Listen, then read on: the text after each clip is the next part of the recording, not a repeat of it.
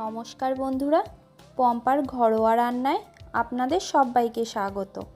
আজ চলে এসেছি গরম মশলা গুঁড়োর রেসিপি নিয়ে, যা আমিষ বা নিরামিষ যে কোনো খাবারে ব্যবহার করলে স্বাদ হবে দ্বিগুণ। তার জন্যে প্রথমেই একটা প্যান গরম করে দিয়ে দিচ্ছি 10 গ্রাম ছোট এলাচ।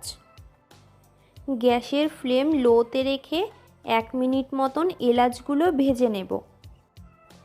এলাচগুলো থেকে হালকা মিষ্টি গন্ধ বেরোনো শুরু করলে এলাচগুলো একটা প্লেটে নামিয়ে রেখে দেব। এবার প্যানের মধ্যে দিয়ে দেব 7 গ্রাম মতন লবঙ্গ ও 5 গ্রাম মতন গোলমরিচ। লবঙ্গ ও গোলমরিচটাও ভেজে নেব যতক্ষণ না পর্যন্ত গোলমরিচ ও লবঙ্গ থেকে একটা মিষ্টি গন্ধ বেরিয়ে আসে।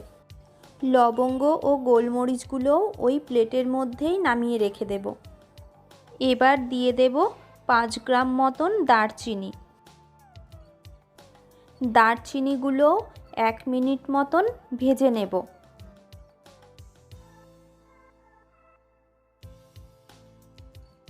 ভাজা হয়ে গেলে দারচিনিগুলো একটা সাইডে রেখে দিয়ে এর মধ্যে দিয়ে দেব 2টো জয়িত্রী ও অর্ধেক জায়ফল।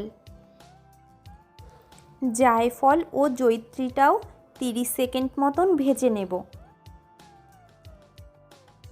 এবার দারচিনিটা জয়িত্রী ও জায়ফলের সঙ্গে মিশিয়ে নিয়ে আরও 30 সেকেন্ড মতন ভেজে ওই প্লেটের মধ্যে নামিয়ে নেব।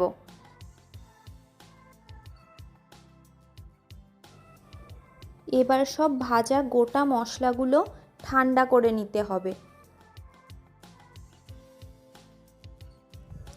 ঠান্ডা হয়ে গেলে একটা মিক্সি জারের মধ্যে দিয়ে একদম মিহি করে গুঁড়ো করে নিলেই রেডি হয়ে যাবে হোমমেড গরম মশলা গুঁড়ো। এইভাবে গরম মশলা গুঁড়ো বানিয়ে নিলে প্রায় 6 মাস পর্যন্ত এই মশলাটা ব্যবহার করতে পারবেন।